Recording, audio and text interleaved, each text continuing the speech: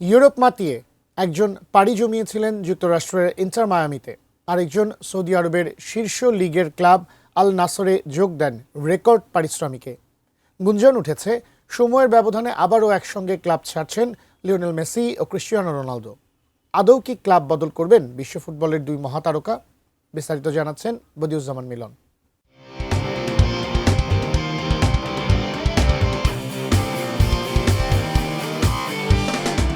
চমকপ্রদ এক দলবদলের জন্য সবুজ সংকেত দিয়ে দিয়েছেন লিওনেল মেসি, যেখানে জুড়ে দেওয়া আছে এক অদ্ভুত শর্ত।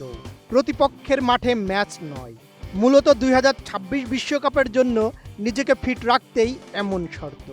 আর সেই কারণেই স্বল্প মেয়াদী চুক্তিতে ইউরোপে ফেরার চিন্তাভাবনা করছেন আর্জেন্টিনার বিশ্বকাপজয়ী অধিনায়ক।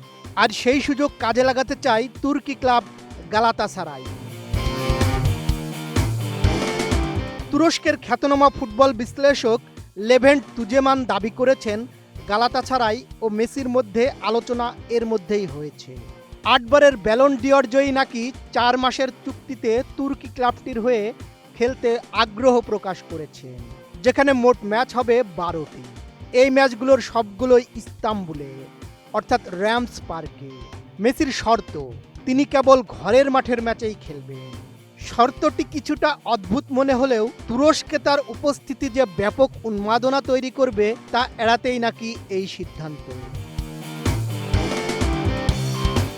সৌদি প্রো লিগ থেকে মেসি প্রস্তাব পেলেও তা নাকচ করার কথা জানিয়ে বলেন, আল হিলাল প্রস্তাব দিয়েছিল, কিন্তু তিনি তা গ্রহণ করেননি।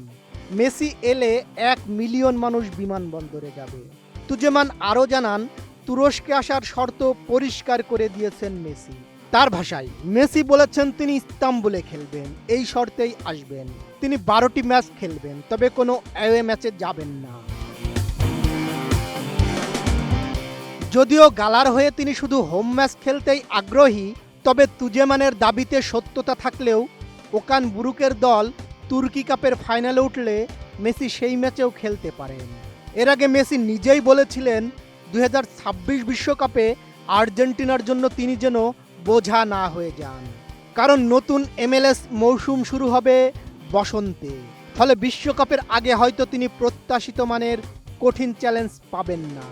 এ কারণে যুক্তরাষ্ট্রের বাইরে বিকল্প খোঁজার পরামর্শও পেয়েছেন তিনি। ফিনিশ আপনার ঘরবাড়ি ও আঙ্গিনার সকল কীটপতঙ্গ ধ্বংস করে। মেসির মতো কঠিন চ্যালেঞ্জ নেওয়ার কোনো তাড়া নেই রোনালদোর। তবে নিজের ক্লাবে অর্থ বিনিয়োগ নিয়ে সৌদি সরকারের অধীনস্থ সংস্থার প্রতি রোনালদো ক্ষুব্ধ, যে কারণে আল রিয়াদের বিপক্ষে খেলেননি আল নাসেরের হয়ে। উদ্দেশ্যপ্রণোদিতভাবে আল হিলালকে সুবিধা দেওয়ার অভিযোগ তুলেছেন তিনি। এমনও গুঞ্জন, সরকারের প্রতি ক্ষুব্ধ হয়ে ক্লাব ছাড়তে পারেন রোনালদো, তবে কোন ক্লাবে যাবেন তা এখনো স্পষ্ট নয়। মেসির জন্য যেটা ফিটনেস বাড়ানোর চ্যালেঞ্জ, রোনালদোর জন্য সেটা আত্মসম্মান ধরে রাখার তাগিদ। দুজনকে ঘিরেই শুরু হয়েছে দল বদলের গুঞ্জন। তবে কি সৌদি অধ্যায়ের সমাপ্তি টানছেন CR7? আল হিলালকে বাড়তি সুবিধা দেওয়ার অভিযোগে খোদ সৌদি সরকারের ওপরই এবার চটেছেন ক্রিস্টিয়ানো রোনালদো। ক্ষোভ আর অভিমানে আল নাসের ছাড়ার এই গুঞ্জন যদি সত্যি হয়, তবে ফুটবলের মানচিত্রে আবারও বড় কোনো ঝড় আসতে যাচ্ছে। বদিউজ্জামান মিলন, ATN নিউজ।